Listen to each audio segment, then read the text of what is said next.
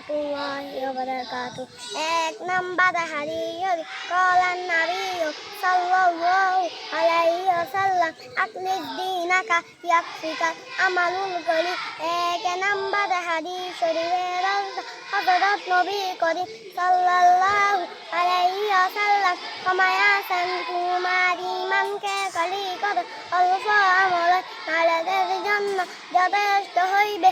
দুই নাম্বার হাদিস শরীফ ওইরকম মাউতা আল্লামাল কুরআন ও আল্লামাহু।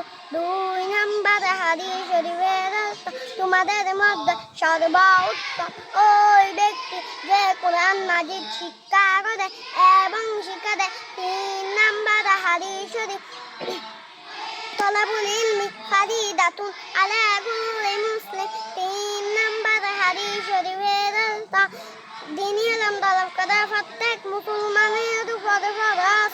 চার নাম্বার হাদিস শরীফ আত-তুহুরু শাতরুল ঈমান। চার নাম্বার হাদিস শরীফের পবিত্রতা ঈমানের অঙ্গ। পাঁচ নাম্বার হাদিস শরীফ মিফতাহু জান্নাতিস সালাত। পাঁচ নাম্বার হাদিস শরীফের নামাজ বেহেশতের চাবি। ছয় নাম্বার হাদিস শরীফ আউয়ালু মা ইউহাসাবু বিহিল আবদু ইয়াউমাল কিয়ামাতিস সালাত। ছয় নাম্বার হাদিস শরীফের কিয়ামতের দিন সর্বপ্রথম নামাজের হিসাব হইবে। সাত নাম্বার হাদিস শরীফ ফাতহুল আলিমি আলাল আবিদি কাফাতলি আলা আদনাকুম। সাত নাম্বার হাদিস শরীফের তোমাদের মধ্যে সর্বশেষটা ষোলটি হইতে আমারই মতো বা তত বেইলম আবেদের চেয়ে একজন কারি আলেমের মতো বা তত বড়। আট নাম্বার হাদিস শরীফ আদ-দুআ ওয়াল ইবাদা। হাদিস শরীফের অর্থ দোয়া ইবাদত। নয় নাম্বার হাদিস শরীফ মাল্লাম ইয়াসালিল্লাহ ইয়াগফির আলাইহি। নয় নাম্বার হাদিস শরীফের অর্থ যে ব্যক্তি আল্লাহ তাআলার নিকট দোয়া করে না, আল্লাহ তাআলা তাহার উপর রাগান্বিত হয়।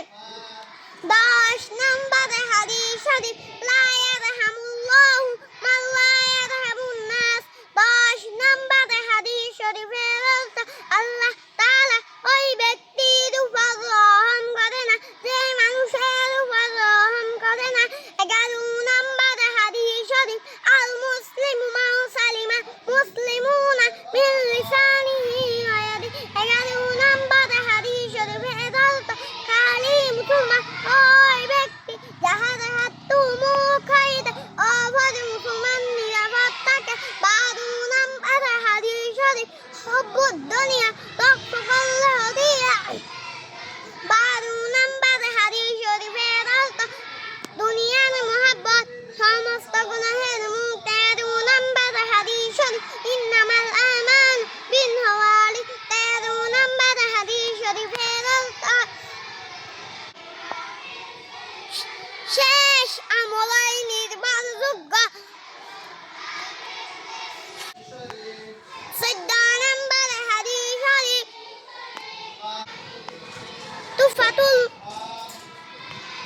তুফাতুল মুমিনিল মাউত। 14 নাম্বার হাদিস শরীফের অর্থ ঈমানদারদের জন্য মৃত্যু উপহার স্বরূপ। 15 নাম্বার হাদিস শরীফ কাফা বিল মারি কাযিবা আইয়ুহাদ্দিসা বিকুল্লি মা সামিআ।